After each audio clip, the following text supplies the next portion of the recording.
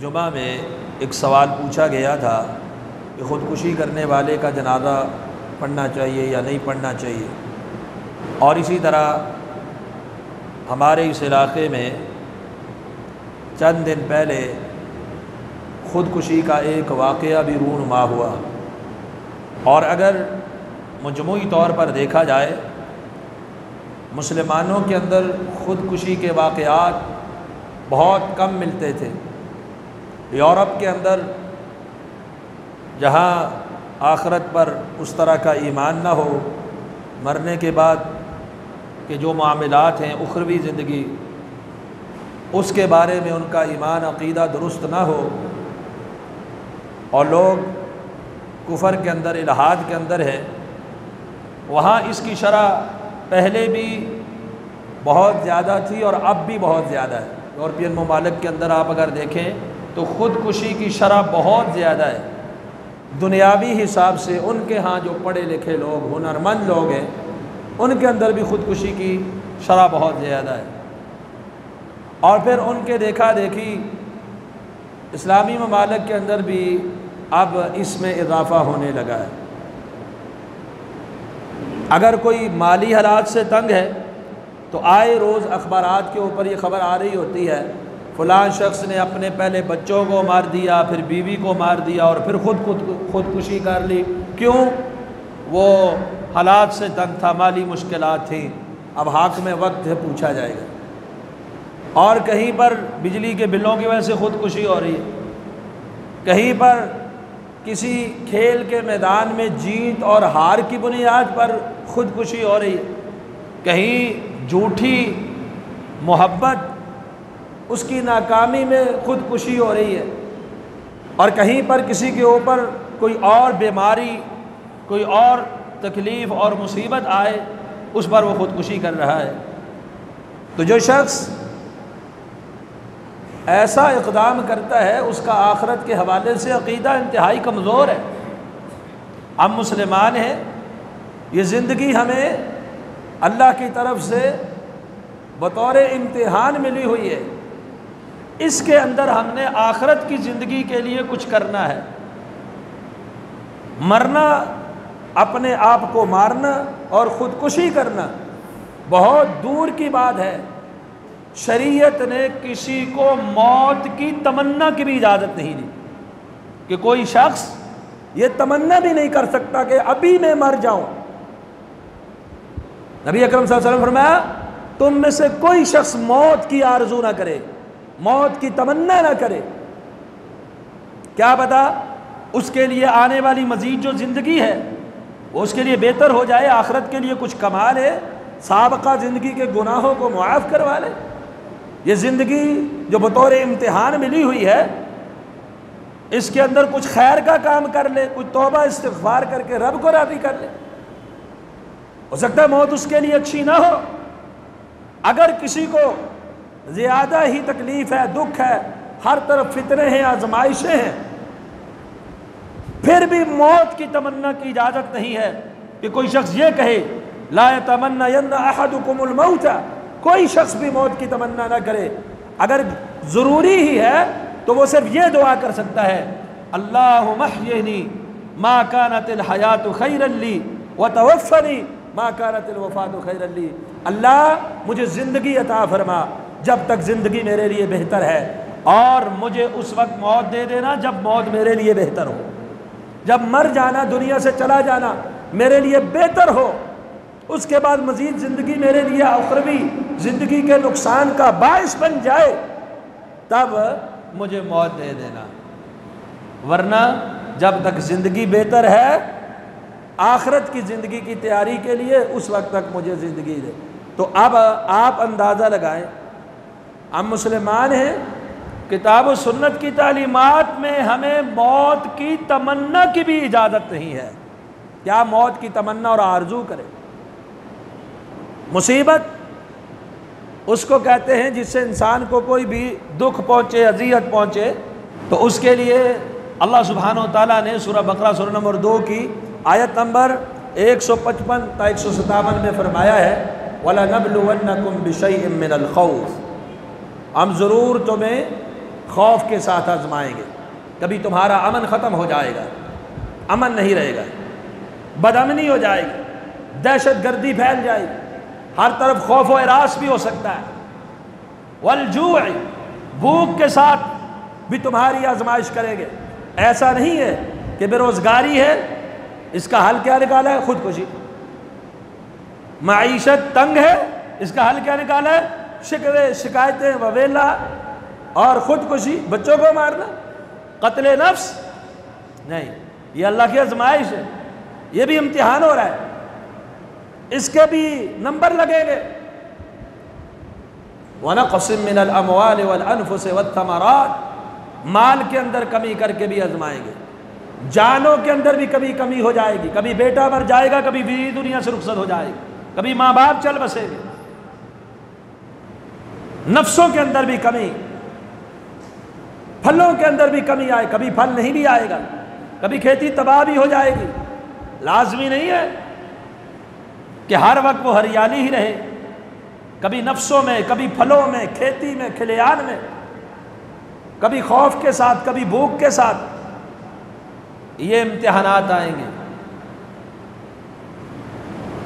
لیکن ان امتحانات کا حل اسلامی کیا ہے؟ اس کے لیے رزلٹ بھی دے دیا، بشارت بھی دے دی. وَبَشِّرِ الصَّابِرِينَ، صبر کرنے والوں کے لیے خوشخبری ہے. بھوک آئی ہے، بے روزگاری ہے، صبر ہے.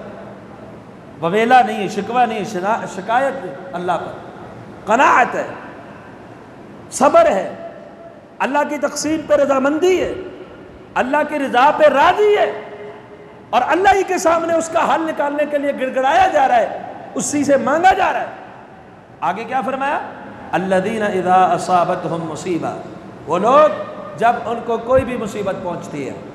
ہم تو کوئی مر جائے تو کہتے ہیں انا للہ و انا الیہ راجعون، صرف مرنے پر نا. یہاں اللہ کیا فرماتے ہیں؟ جب بھی کوئی مصیبت پہنچتی ہے. مصیبت کیا؟ جس سے انسان کو اذیت پہنچے، دکھ پہنچے، تکلیف پہنچے، رنجیدہ ہو، غمزدہ ہو. اذا اصابتہم مصیبہ، جب بھی ان کو کوئی مصیبت پہنچتی ہے کیا کہتے ہیں؟ آؤ پھانسی کا پھندا تیار کرے، کوئی اسلحہ لے کے اپنے آپ کو قتل کر دے، دھرنے دے، شکوے شکایات کرے. نہیں، وہ کیا کہتے ہیں؟ قالوا انا للہ و انا الیہ راجعون. وہ اپنے ایمان کا اظہار کرتے ہیں، وہ اپنے عقیدے کا اظہار کرتے ہیں. انا للہ، بے شک ہم اللہ ہی کے لیے ہیں، و انا الیہ راجعون، اور اسی کی طرف لوٹ کر جانے والے ہیں. دنیا میں آئے ہیں، اللہ نے بھیجا ہے، وہی بندوبست کرتا ہے، اسی کی طرف لوٹ کے جائیں گے. اصل زندگی تو وہ ہے. وہ صبر کرتے ہیں اور ساتھ شکوے شکایات کے بجائے کہتے ہیں انا للہ و انا الیہ راجعون. اب ان لوگوں کو 3 انعامات اللہ کی طرف سے ملتے ہیں. ان کے لیے اللہ کی طرف سے بڑی مہربانیاں ہیں، اللہ مہربان ہو جاتا ہے. اولئک علیہم صلوات من ربہم، اللہ کی مہربانیاں ہو جاتی ہیں. اور رحمہ، اللہ ان کے اوپر رحمت فرماتا ہے، ان کے اوپر رحمتوں کا نزول ہوتا ہے. وَأُولَئِكَ هُمُ الْمُهْتَدُونَ، یہ ہدایت والے ہیں. اگر کوئی سمجھتا ہے میں مسلمان ہوں اور صراط مستقیم پر ہوں اس معاملے میں بھی، کیونکہ اسلام ہماری ہر معاملے کے اندر رہنمائی کرتا ہے. اسلام نے ہمیں صرف 2-4 عبادات دے کے باقی بے مہار نہیں چھوڑ دیا. زندگی کے تمام شعبہ جات میں اسلام کی رہنمائی ہے ہمارے لیے.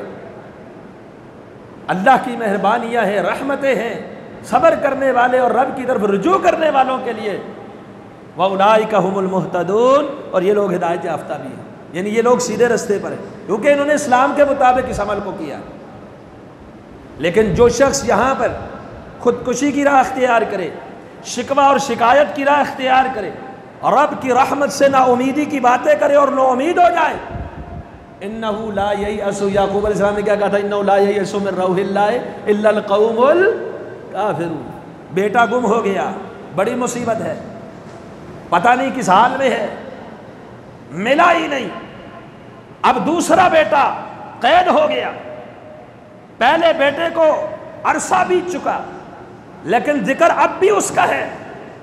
کہا ابا جان آپ یوسف کا تذکرہ کرتے کرتے اپنی آنکھیں سفید کر بیٹھے, اب بھی آپ کو امید ہے ملنے کی. انہو لا ییأس من رحمت اللہ الا القوم الکافرون, رب کی رحمت کی امید ہے, ملوائے گا, ملے گا بیٹا. کیوں؟ رب کی رحمت سے نا امید صرف کافر ہوتے ہیں, ہدایت یافتہ کبھی رب کی رحمت سے نا امید نہیں ہوتا. وَمَن يَقْنَطُ مِن رَحْمَةِ رَبِّهِ إِلَّا الْقَوْمُ الضَّالُّونَ یا إِلَّا الضَّالُّونَ, رب کی رحمت سے نا امید گمراہ ہوتا ہے, اور جسے رب کی رحمت کی امید ہوتی ہے وَأُولَئِكَ هُمُ الْمُهْتَدُونَ, یہ ہدایت والے. تو یہ آیت ہماری بات کو حل کر دیتی ہے کہ ہمیں خوف بھی آ سکتا ہے, ہمیں جانی مالی نقصان بھی آ سکتا ہے, ہمیں بھوک اور معیشت کی تنگی کا سامنا بھی کرنا پڑ سکتا ہے, مہنگائی کا بھی اور بے روزگاری کا بھی, لیکن اس کا حل ایک ہے, وبشر الصابرین, اور اللہ کی طرف رجوع, صبر اور اللہ کی طرف رجوع, اللہ کی تقسیم پہ رضامندی. یہ چیز اگر ہمارے اندر آ جائے پھر اللہ کی رحمتیں برستی ہیں. انسان ہر حال ہر وقت اسی حال میں نہیں رہتا کہ وہی اس کے اوپر امتحان پکا رہے, اس کے بعد رحمتوں کے دروازے کھلتے ہیں, برکات کا نزول ہوتا ہے. وہ دن پریشانی کے ختم ہو کے اللہ دنیا کو بھی سنوار دیتا ہے, اور آخرت تو ہے ہی سنوری ہوئی. اور ان کلمات اور اس عقیدے کا اظہار اور ایسا توکل جن لوگوں کے اندر ہوتا ہے, اللہ دنیا میں بھی ان کو نا امید نہیں کرتا. جن کو اللہ پہ جتنا پختہ ایمان اور امید ہوتی ہے اللہ ویسا ہی معاملہ ان کے ساتھ کر دیتا ہے. جامع صحیح مسلم کے اندر یہ حدیث موجود ہے, حدیث نمبر 918, ام المؤمنین ام سلمہ رضی اللہ تعالی عنہ, یہ حدیث آپ نے کئی بار سنی ہو. فرماتی ہے کہ امام کائنات جناب محمد الرسول اللہ صلی اللہ علیہ وسلم نے فرمایا, ما من مسلم تصیبہ مصیبت, کوئی بھی مسلمان آدمی جب اس کو کسی مصیبت سے دوچار ہونا پڑتا ہے, کسی مصیبت کا سامنا کرنا پڑتا ہے, فیقول ما امرہ اللہ, تو وہ ایسے کہتا ہے جیسے اللہ نے حکم دیا. اللہ نے کیا حکم دیا؟ الذین اذا اصابتہم مصیبہ قالوا انا للہ و انا الیہ راجعون, کہا وہ یہ کہتا ہے جیسا اللہ نے حکم دیا, انا للہ و انا الیہ راجعون. اور یہ میں نے جیسے عرض کی نا, کوئی مر جائے ہمیں خبر ملے کہ فلاں مر گیا, ہم کہتے ہیں انا للہ و انا الیہ راجعون. کوئی بھی مصیبت پہنچے آپ کیا پڑھیں؟ انا للہ و انا, ہر مصیبت کے اندر. ما مسلم تصیبہ مصیبہ, مسلمان کو جب بھی کوئی مصیبت, عمومی بات ہے, کوئی بھی مصیبت, کسی طرح کی مصیبت, جانی ہو مالی ہو کسی بھی طرح کی ہو, کوئی بھی مصیبت اسے پہنچے تو وہ کیا کرے؟ انا للہ و انا الیہ راجعون پڑھے. اور پھر دوسری بات نبی علیہ السلام نے ایک اور دعا سکھائی اس کے بعد, اللہم اجرنی فی مصیبتی واحلف لی خیرا منہا, اللہ میری مصیبت میں بھی مجھ کو اجر عطا فرما. مومن ایسا ہوتا ہے, مصیبت آتی ہے بظاہر وہ دکھ ہوتا ہے, بظاہر وہ پریشانی ہوتی ہے, بظاہر وہ ایک تکلیف اور مصیبت ہوتی ہے, لیکن حقیقت میں اس کے لیے اس کے نامہ اعمال کو مزید بڑھ رہی ہوتی ہے, میزان حسنات کو پر کر رہی ہوتی ہے, ثقیل کر رہی ہوتی ہے, اور جنت میں داخلے کا سامان بن رہی ہوتی ہے. کب؟ جب وہ اللہ کے رجوع کرتا ہے اور نا امید نہیں ہوتا, مایوس نہیں ہوتا. نبی علیہ السلام نے یہ بھی فرمایا نا, دوسری روایات کے اندر ہے, کسی بھی مسلمان کو, مسلمان کا معاملہ بڑا ہی عجیب ہے, اگر اس کو مصیبت پہنچتی ہے صبر کرتا ہے تب بھی اس کے لیے بہتر, اگر اس کو کوئی راحت پہنچتی ہے نعمت, شکر کرتا ہے تب بھی اس کے لیے بہتر. مصیبت میں صبر, نعمت میں شکر, یہ دو ہتھیار ایسے ہیں مومن کے پاس, ایمان والے کے پاس. مصیبت آئے تب بھی اس کے لیے بہتری ہے, اچھائی ہے, خیر ہے, اور نعمت آئے تب بھی اس کے لیے بہتری ہے, اچھائی اور خیر ہے. تو فرمایا جب کسی کو دکھ پہنچتا ہے, مصیبت پہنچتی ہے, انا للہ و انا الیہ راجعون پڑھتا ہے اور کہتا ہے اللہم اجرنی فی مصیبتی, اللہ مجھے میری مصیبت میں اجر عطا فرما. اجر مل رہا ہے نا مصیبت کے اندر, نیکیاں بڑھ رہی ہیں.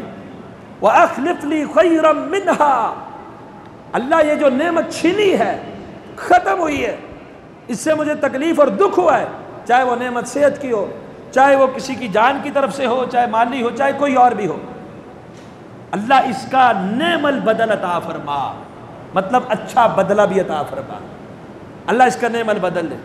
کہتی ہے میں جب ابو سلمہ فوت ہوئے تو میں نے نا یہی پڑھ لیا، اب فوت ہوئے، خاوند فوت ہونا عورت کے لیے مصیبت ہے کہ نہیں، پریشانی ہے نا عورت کے لیے، دکھ کی بات ہے۔ خاوند فوت ہو گیا ابو سلمہ، میں نے پڑھا انا للہ و انا الیہ راجعون، اللہم اجرنی فی مصیبتی واخلف لی خیرا منہا۔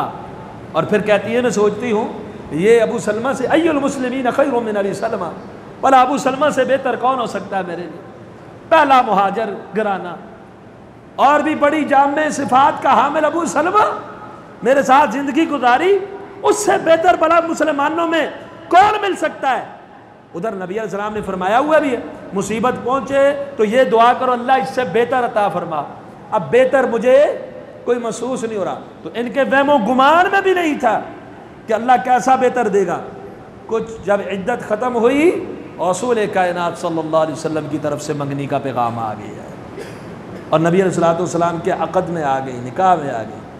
پہلے ام سلمہ ابو سلمہ کی زوجہ تھی، ان کی وفات کے بعد رسول اکرم صلی اللہ علیہ وسلم کی زوجہ بن کے ام المؤمنین بن گئی، اور اللہ نے صرف ابو سلمہ سے نہیں ساری کائنات کا سردار عطا فرمایا، صرف ابو سلمہ سے بہتر نہیں، ساری کائنات سے بہتر اللہ سبحانہ وتعالیٰ نے عطا فرما دی ہے۔ یہ ایمان تھا، یہ امید تھی۔ تو اس لیے جب کوئی پریشانی لائق ہوتی ہے، مصیبت لائق ہوتی ہے، اس کا حل خودکشی نہیں، یہ تعلیم اپنے نوجوانوں کو دینی چاہیے۔ یہ ہمارا قصور ہے آج کا، اگر نوجوان خودکشی کرتا ہے، اسلامی تعلیمات کی طرف نہیں آتا، تو اس میں بھی ہمارا قصور ہے۔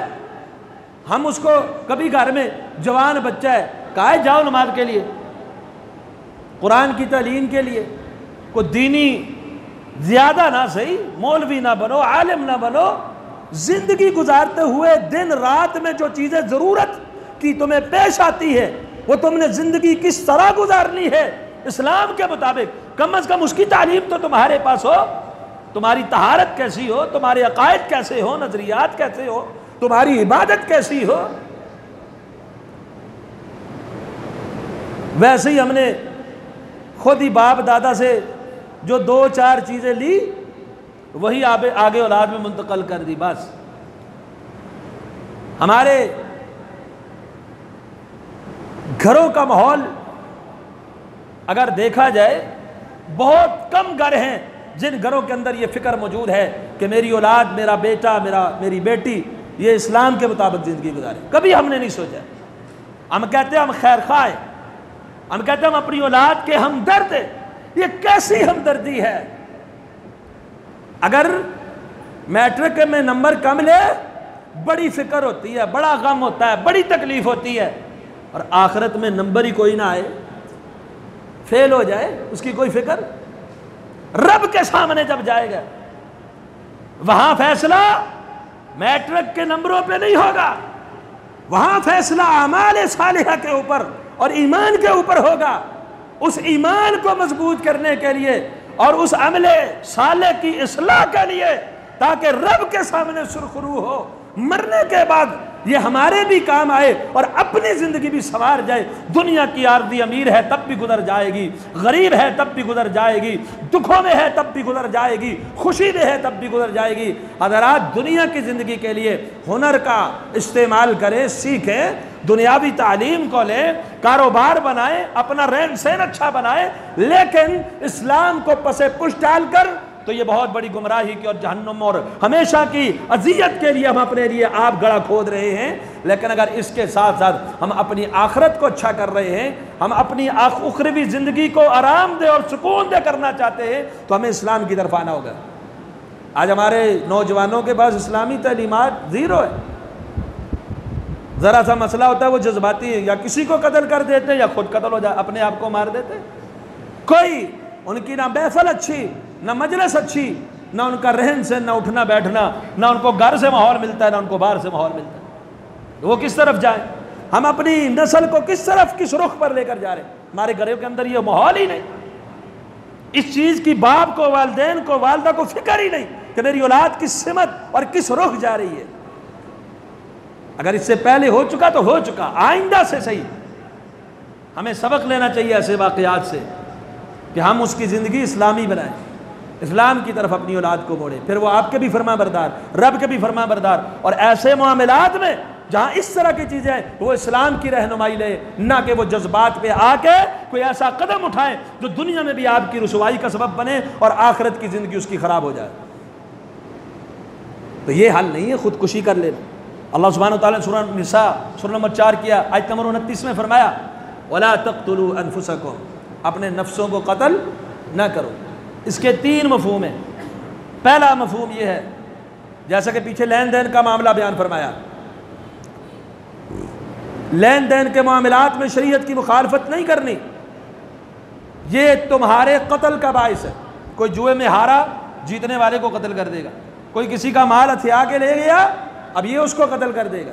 تمہارے قتل کا سبب ہے لین دین کے اندر ہیرا پھیری اور خرابی اور شریعت کی مخالفت کرنا۔ شریعت کی مخالفت سے ہی سارے کام ہوں گے نا۔ دوسرا، عام حالات میں جذبات میں آ کے کسی کو قتل نہیں کرنا، اور تیسرا، اپنے آپ کو قتل نہیں کرنا، خودکشی نہیں کرنی۔ خودکشی اسلام کے اندر حرام ہے، وَلَا تَقْتُلُوا أَنفُسَكُمْ۔ اور پھر اگر کوئی شخص ایسا کرتا ہے تو وہ کیا سوچ کے کرتا ہے؟ اس سے بڑا بیوقوف کوئی اور نہیں ہو سکتا جو یہ سوچتا ہے کہ مجھے اس غم سے، اس دکھ سے، اس ذلت سے نجات مل جائے گی۔ کس رستے پہ؟ خودکشی کے رستے پہ۔ کبھی نہیں ہو سکتا ایسا۔ اب تو کہتے ہیں کہ مر جائیں گے، مر کے بھی چین نہ آیا تو کدھر جائیں گے؟ نبی اکرم صلی اللہ علیہ وسلم نے فرمایا، 3463 نمبر روایت ہے جامع صحیح البخاری کی، حضرت جندب رضی اللہ تعالیٰ عنہ اس حدیث کے راوی کہتے ہیں پہلی امتوں میں ایک آدمی تھا جسے زخم پہنچے، اس کو تکلیف تھی بڑی۔ اس تکلیف میں اس شخص نے ایک چھری پکڑی اور اپنے آپ کو ہلاک کر دیا، خودکشی کر لی۔ تو اللہ سبحانہ و تعالیٰ نے فرمایا بادرنی عبدی بنفسہ، اس بندے نے اپنے نفس کے ساتھ بڑی جلدی کی ہے۔ اس کو تکلیف پہنچی، دکھ پہنچا، اس نے بڑی جلدی کر دی، اپنا آپ ہی مار دیا۔ حرمت علیہ الجنہ، میں اس پر جنت کو حرام کرتا ہوں۔ اندازہ لگائیں آپ، یہ اچھا اقدام ہے، نجات ملی ہے کسی ذلت سے، کسی رسوائی سے، کسی دکھ سے، کسی درد سے نجات ملی ہے؟ نہیں، ہمیشہ کی رسوائی مقدر ہو گئی اور ہمیشہ کی تکلیف اس کا مقدر بن گئی۔ حرمت علیہ الجنہ، میں نے جنت اس پر حرام کر دی۔ اور اسی طرح جو صحیح بخاری کی روایت میں نے اشارتاً شارٹ کٹ آپ کے سامنے رکھی تھی، پچھلے جمعے میں بھی 2398 نمبر روایت ہے جامع صحیح البخاری کی، مسلمانوں اور کافروں کا لشکر آمنے سامنے، جنگ اپنے عروج کو پہنچی۔ بعد میں نبی علیہ الصلوۃ والسلام اپنے خیمے میں آ گئے، ایک شخص نکلتا ہے، نہ چھوٹا دیکھتا ہے نہ بڑا، نہ بہادر دیکھتا ہے نہ کمزور، جو بھی اس کے سامنے آتا ہے اس کو بڑی جوان مردی کے ساتھ قتل کیے جاتا ہے اور آگے بڑھتا چلا جاتا ہے، اور جو بھی دیکھتا ہے کہتا ہے واہ کیا عظیم آدمی ہے، کیا شان والا آدمی ہے، جان کی پرواہ ہی نہیں، اور اتنی دلیری سے اور اتنی بہادری کے مظاہرے کر رہا ہے۔ نبی علیہ الصلوۃ والسلام نے کہا صبر کرو، اما انہ من اہل النار، اللہ کے رسول کو اللہ کی طرف سے وحی آ جاتی ہے، آپ نے وحی کی روشنی میں فرما دیا صبر کرو، بہت تعریفیں نہ کرو، اما انہ من اہل النار، یہ جہنم میں جانے والا ہے۔ اب صحابہ نے دیکھا بظاہر مجاہد ہے، بظاہر بڑا کرتب اور کارنامہ دکھانے والا، بڑی محنت اور مشقت کرنے والا، اور جان ہتھیلی پہ لے کر لڑنے والا ہے، اور نبی علیہ السلام یہ فرما رہے ہیں۔ اب انہیں نبی علیہ السلام کی ذات کے اوپر، بات کے اوپر تو بڑا ایمان تھا نا، آنکھوں کا دیکھا غلط ہو سکتا ہے، امام کائنات جناب محمد الرسول اللہ صلی اللہ علیہ وسلم کی زبان سے نکلا ہوا جملہ کبھی غلط ہو سکتا۔ ایک صحابی کہتا ہے میں دیکھوں تو صحیح اس کے اندر عیب کون سا ہے، کمی کون سی ہے، اتنی محنت کے باوجود جہنمی۔ آج ہمارے نزدیک تو عقیدے کو ثانوی حیثیت دی جاتی ہے، عمل اور بدعملی کو کچھ سمجھا ہی نہیں جاتا، بس یہ دیکھا جاتا ہے فلاں بڑا جی، فلاں بڑا مشہور ہے، وہ بندہ اس کے پیچھے گیا، جب یہ تیز چلے وہ بھی تیز چلے، یہ آہستہ ہو یہ بھی رک جائے، کہ دیکھوں تو صحیح اس میں عیب کوئی کمی تو ہوگی، کیونکہ ویسے تو نہیں نا جہنم میں جائے گا، کوئی تو کمی ہوگی اس کے اندر۔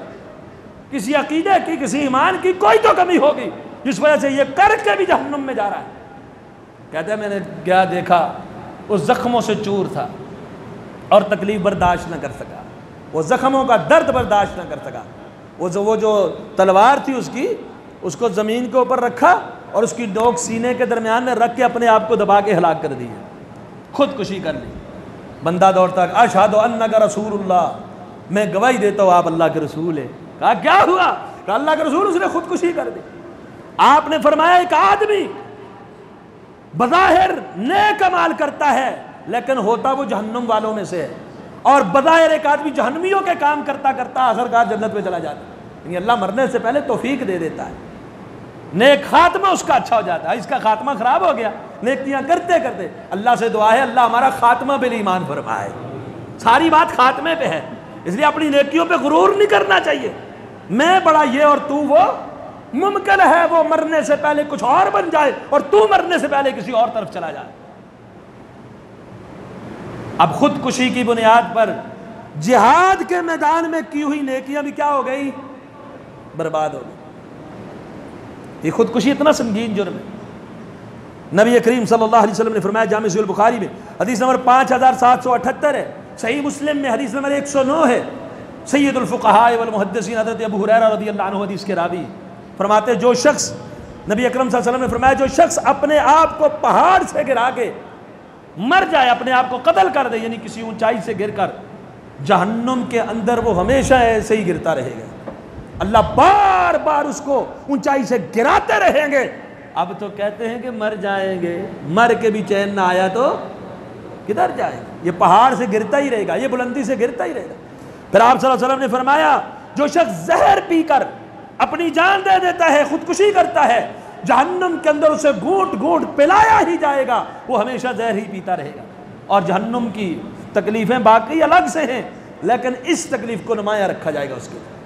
اور جو شخص کسی لوہے کے ساتھ، من قتل نفسہ بحدیدۃ، لوہے کے ساتھ، چھری کے ساتھ، خنجر کے ساتھ، تلوار کے ساتھ، کسی بھی لوہے کے ساتھ اپنے آپ کو قتل کر دیتا ہے، وہ اپنے پیٹ کو جہنم کے اندر پھاڑتا ہی رہے گا، چیرتا ہی رہے گا، اس اذیت سے اس کو نجات ملنے والی نہیں۔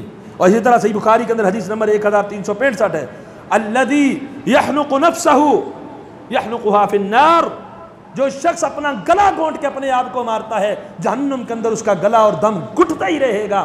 اور جو شخص اپنے آپ کو کسی چیز سے زخمی کر کے مارتا ہے، جہنم میں وہ تکلیف اس کی برقرار رہے گی، اس کی تکلیف چلتی ہی رہے گی، بڑھتی رہے گی۔